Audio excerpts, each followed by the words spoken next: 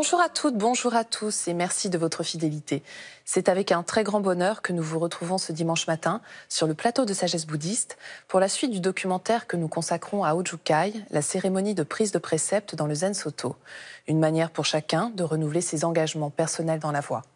Nous avons pu suivre le déroulement des différents rituels qui ont eu lieu tout au long de la semaine au temple zen de la Gendronnière, dirigé par maître Minamizawa Roshi, le vice-abbé du temple fondé par maître Dogen.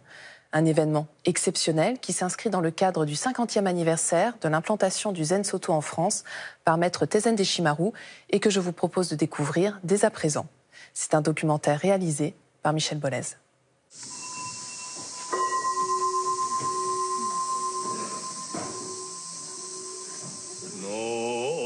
C'est ici, au Japon, au temple d'Eiji, fondé par maître Dogen au XIIIe siècle, que ce dernier écrivit son œuvre majeure, le Shobogenzo, la vraie loi, trésor de l'œil. Il y consacre un chapitre entier à Jukai, la cérémonie de transmission des préceptes. C'est également de ce lieu sacré au Japon, d'où vient son abbé, maître Minamizawa Roshi, accompagné de 30 moines pour les cérémonies exceptionnelles de transmission des préceptes organisées au temple zen de la Gendronnière, près de Blois. Nous avons l'immense chance d'avoir des grands maîtres japonais qui sont venus spécialement pour nous enseigner ces préceptes et la façon de les transmettre correctement. Donc c'est vraiment une très belle opportunité pour ces 150 personnes de vivre ces 5 journées.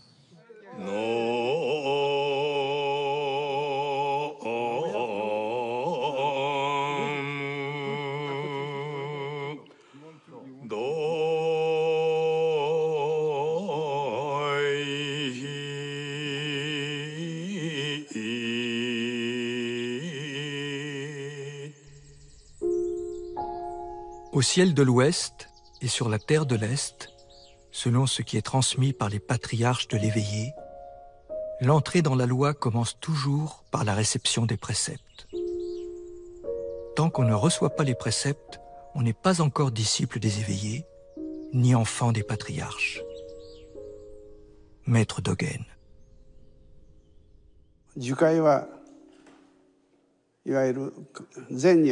Maître Dogen a dit que le premier pas nécessaire pour rentrer dans la pratique bouddhiste est de recevoir les préceptes. La meilleure chose n'est pas de penser tout le temps aux préceptes, mais plutôt de réaliser que dans notre vie quotidienne, les préceptes sont déjà présents, naturellement. Le zazen transmis par maître Deshimaru et l'enseignement de Shikantaza, transmis par maître Dogen, ne sont pas différents. C'est pourquoi je considère que le zazen que vous pratiquez ici et le nôtre au Japon sont une seule et même pratique. Nous appelons cela Zenkai Ishinyo. Zen et préceptes ne font qu'un. La forme de zazen, c'est la forme la plus complète et la plus merveilleuse pour exprimer et manifester les préceptes.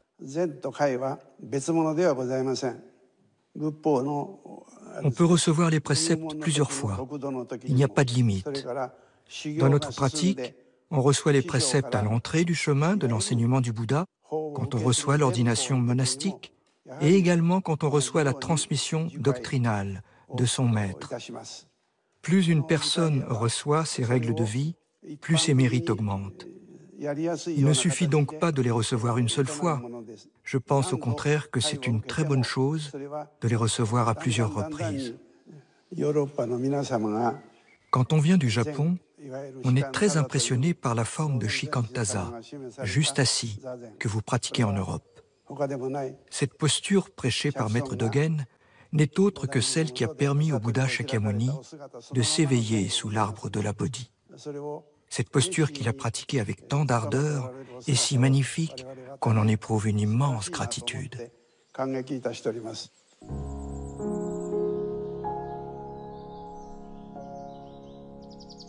Tous, nous sommes de même nature, ce que l'on appelle de nature de Bouddha. Il se trouve que Nous avons hérité à notre naissance d'un karma, c'est-à-dire nous avons des dysfonctionnements plus ou moins visibles qui peuplent notre fonctionnement. Et si l'on veut revenir à ce fonctionnement assez pur, à des vertus qui sont profondément nôtres, il faut bien sûr s'engager ou prendre les préceptes comme lumière dans notre vie, c'est-à-dire d'avancer à la lumière des préceptes. Est-ce que là, je ne suis pas en train d'en faire un peu trop? Est-ce que là, je ne suis pas en train de m'admirer? Est-ce que là, je ne suis pas en train de critiquer les autres? Est-ce que là, je ne suis pas en train de jalouser? Mais seulement de le voir. Donc, vous voyez très bien qu'on ne peut pas séparer les préceptes de Zazen, c'est-à-dire de l'éveil. Le propos, c'est de s'éveiller, et s'éveiller dans la vie quotidienne, c'est maintenir l'esprit de Zazen.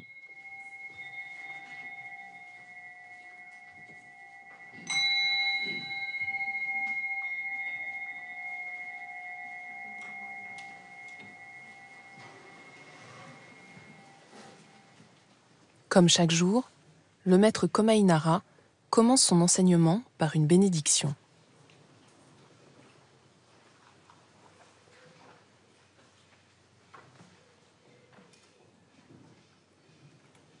Il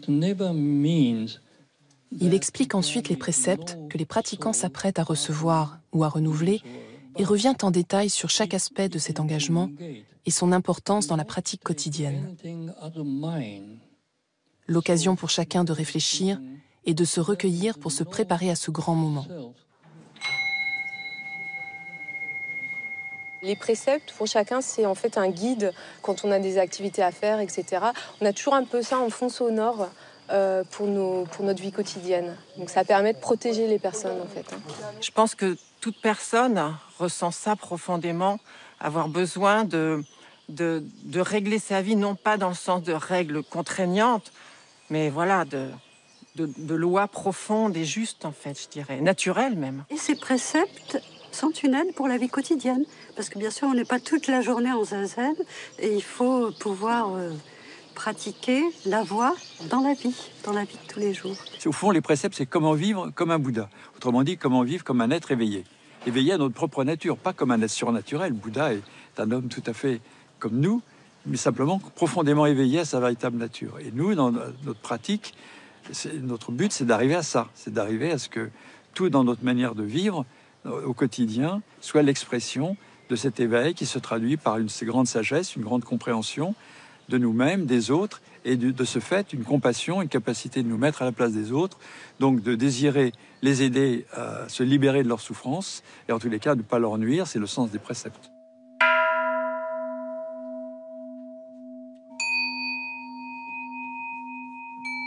C'est le jour de la cérémonie en hommage à Maître Teizen Deshimaru, fondateur du temple Zen Soto de la Gendronnière.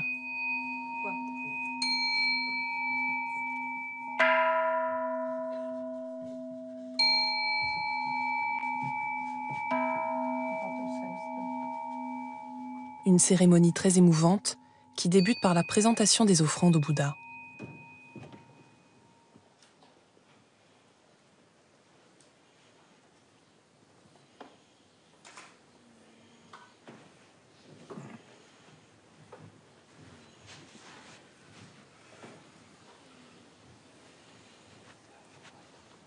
De l'eau chaude sucrée, du thé, des friandises, ensuite dédiées à Maître Teizen Deshimaru.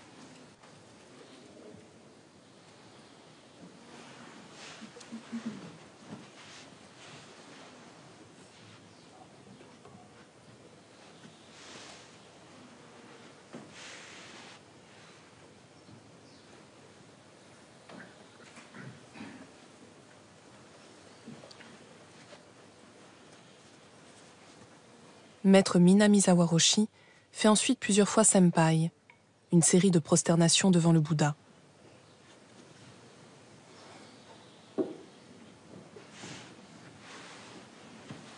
Il déplie le zagu, le tissu qui protège le kesa, la tenue des moines bouddhistes.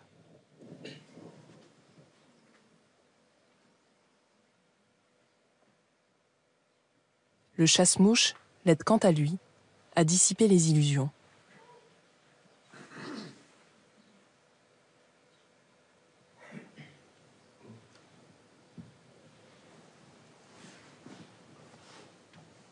Le fait de voir, par exemple, le vice Zenji de Eiheiji faire des prosternations, pour moi, c'est très émouvant, oui. À voir qu'une personne de 90 ans ait encore cette humilité, je trouve ça extraordinaire. Ça donne une énergie immense.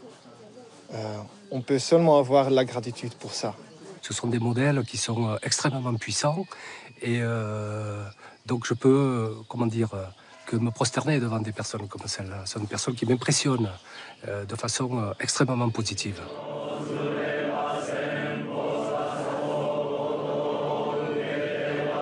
Les disciples défilent autour du maître Minamizawa Roshi, successeur des patriarches de la lignée fondée par maître Dogen au XIIIe siècle.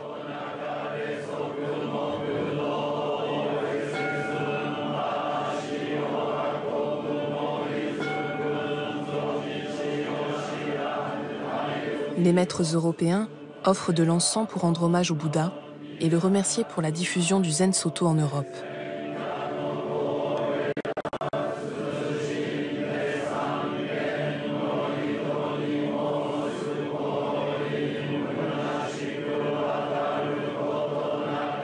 Plusieurs maîtres ont parlé à un moment donné d'un bouddhisme en pot qui s'était transmis d'Orient en Occident.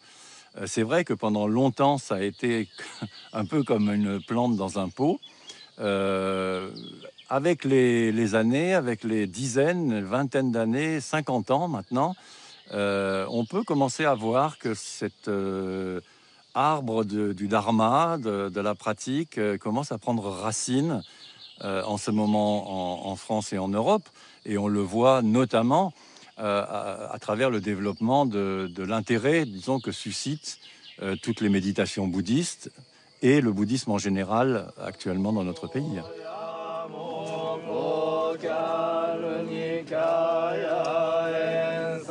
Les disciples expriment aussi leur gratitude à maître Tezen Deshimaru pour avoir consacré les 15 dernières années de sa vie à œuvrer pour la diffusion du Zen Soto en Europe. Un visionnaire.